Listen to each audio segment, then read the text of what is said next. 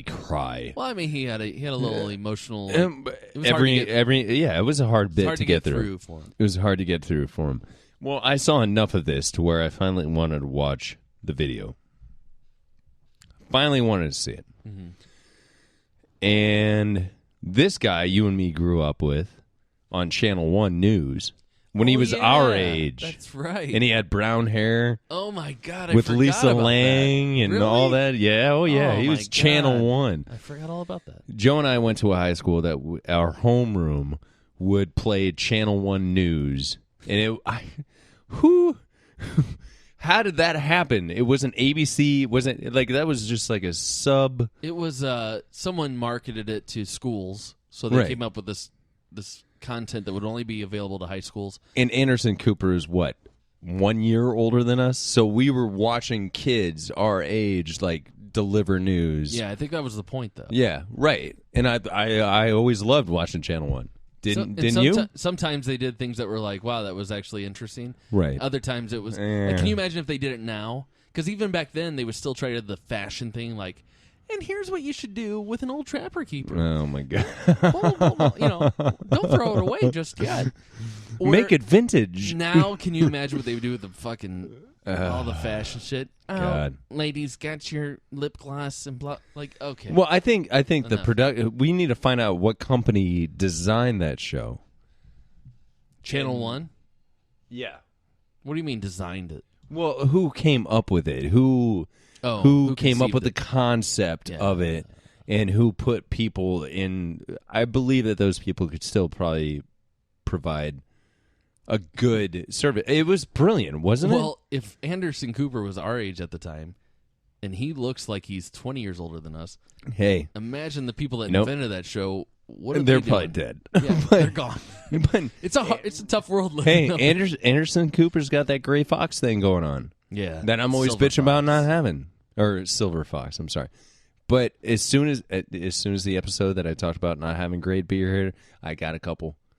But I got a couple the very next day. I don't know. I can't tell. Gray? I don't know. I'm colorblind. Probably just blonde. All right. Anyway, so Anderson Cooper breaks down or quivers, I guess is what I would say. Pauses, collects himself during this. I heard it. I didn't see it. So what it sounded like was like, because what he's doing is saying a lot of people were murdered in this, and although you don't know who they were personally, we would like to tell you a little bit about them briefly, just so their lives or their lives will at least mean something to you as an audience. We want to express to you what they meant to these other people that they touched. So he's like, this guy, his family, they said that he was a great guy. He was the life of the party, blah, blah, blah. He was only 34, and then he just stops. Right, and he pauses. And then you hear kind of a... shuffling. Like a... Sure. And it just... Because he's... Well, let me he's reading something that... somebody else wrote. Well, I mean, no, he's reading news to you, and he's reporting, but as he's doing it, he can't help, as a human being, to hear it also. To digest it as the audience is. Those are tough things to think about, like, this guy was 34.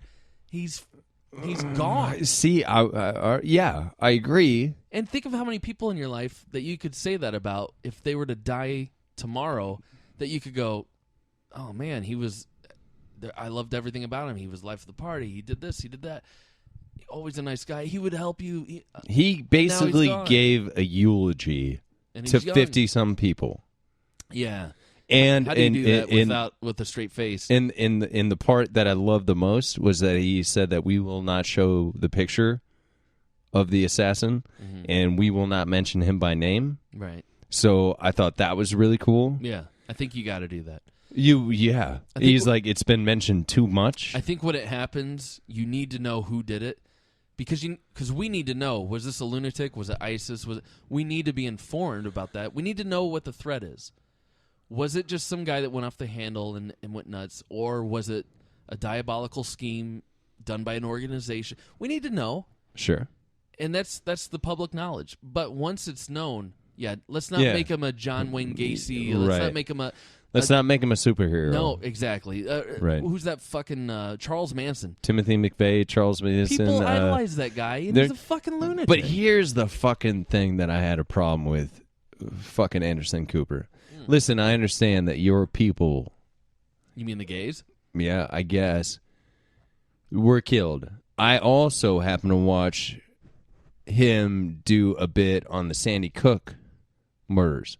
A grade school. Right. That some fucking nut job fucking kid who had access to guns went in and killed a bunch of kids. Right. Never shed a tear. Never wavered. Never... I think Anderson Cooper is an actor. I don't think so. I fucking hate him now. After seeing that shit, like when he reported the Sandy Hook killings, yeah. Like I was like, this is a report. Like I've always had respect for Anderson Cooper, first of all, for being proactive enough to come out in such a having. I'm sorry. Oh, you're getting choked up. I'm getting choked up talking about Anderson Cooper. See, you've got but kids. what I'm saying is, like, to be able to, I don't give a shit if he didn't. But you don't talk about these 50 fucking people like you fucking knew them, and he didn't even do a good job delivering their message. This guy worked at Hollywood Rewind as a front store clerk. Like it was empty as fuck, and he was just crying about it just to bring awareness to his cause. Meanwhile, these fucking brilliant little beautiful fucking children are getting killed, and he's like, "Hey Bob, I'm here on the scene. Yeah, there's dead kids everywhere hanging out. Yeah, nothing to report here. We don't know who the assailant was. Back to you, Bob." And this thing is getting so much traction, but his fucking piece on Sandy Hook is bullshit. He's a bullshit. I fucking hate him. I'm done. Oh, my God. Bill is storming out of the room. He threw down his headphones, slamming doors. Ladies and gentlemen, this is unprecedented.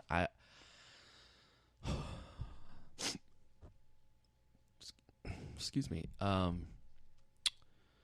Listen, emotions are high. We see it. We all see it.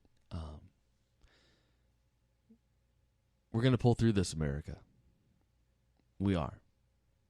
And the world, if you're listening, this is the internet, World Wide Web. I don't have to tell you that. He found us. iTunes, Spreaker, download our app. But really, I disagree with everything Bill just said about Anderson Cooper. I think his career at the time with Sandy Hook, and plus, let's face it, folks, Bill's memory is skewed. Who knows what he really, truly remembers? He just told us he can't handle watching the news for too long, and he has to turn the channel. And so maybe he saw Anderson Cooper on like a 15-hour spread. And I never saw this fucking guy mention one fucking kid's name that died at Sandy Hook. Mm-hmm. Maybe that was not his shift. Maybe someone did that already. And he didn't have his own show back then. He was just like in... Back then, that was like 2 years ago, man. Sandy Hook? Sandy Hook was like 2-3 years ago at best. Like Anderson Cooper has had Anderson 360 or whatever the fuck that means. Like, fuck that guy. I'm serious. Like, I mean, it really pissed me off watching this. He couldn't even pronounce their fucking names right. And then he had the audacity at the end of it to be like, some of these victims... we don't have photos of. It's called Facebook, bitch. Get somebody on your team to fucking look them up on Facebook, pull their profile pic off. Why do you... Well, first of all, maybe, since you brought it up, Anderson Cooper, maybe he knows someone that died. Good for him. Why does that matter if he knew somebody that actually died in that? Because he... personally knows someone that was a part of this, and now he has to report on it. And everything he learns, he has to do a job, but he also is a person who had a friend. So you got this job, and then you also have this family life. And in this life... So that's what you heard. It was died. the first guy that he mentioned that was 32, that he got verklempt at the fucking mention of... I don't know that he knew somebody down there, but maybe he did. I would assume that Anderson Cooper did not know any. Maybe he did. Okay, fine, great. Maybe he did know, but maybe he's just a different person than he was. And Sandy Hook was not 2 years ago. What? It was like Obama's first thing that he had to deal with. All right. It was soon. Anderson Cooper has had his own television show on CNN since Barack Obama has been in office, so it's irrelevant how soon or how far apart it was from the Sandy Hook shooting. My point is that I saw him report on that, and he could not give two less of a fucks. Some parents... Well, no, he was able to stay composed, is what you're saying. Right, yes. And you admired that at the time. No, at the time, yeah, you're a reporter. And now, at this point in his life, he has children.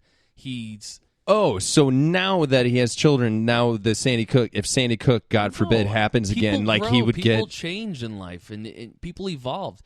And I just didn't believe it, dude. He was wearing a shirt that was too small, and he was he was crying, and I didn't. He didn't fake cry. I find that very hard to believe. His you don't even know him. I don't know him. You don't know anything about him. No, I don't. But I have. He's had a CNN show for. All I know is that I've been watching him basically my whole life report news. Have I not? We just discussed how he was in homeroom, and then as soon as we graduated high school, he signed with CNN. No, he didn't. Yes, he did. He hasn't been on CNN that long. Well, he signed. Yeah, I have seen him report news. I don't care what network it is. I'm not trying to put labels on shit. Yeah, but he has been reporting news. I have seen him grow gray. Okay. Right in front of my eyes. Silver fox. Silver fox, not gray fox. All right. But I have seen him my entire life, basically my entire life that I cared about news. Anderson Cooper is there. He's on the scene. He's down here. So now you're upset because this guy you trusted, you feel he's faking it. Yes, I feel like he is fucking acting, and I definitely don't appreciate it in this instance. You want to fucking fake cry? Go fake cry over some fucking kids. Do you think? Don't fake cry over your LBGT, whatever the fuck. Do you think that Lester Holt should have cried when he read the Trayvon Green? I don't even know what that means. I don't know who Lester Holt is, and Trayvon Green...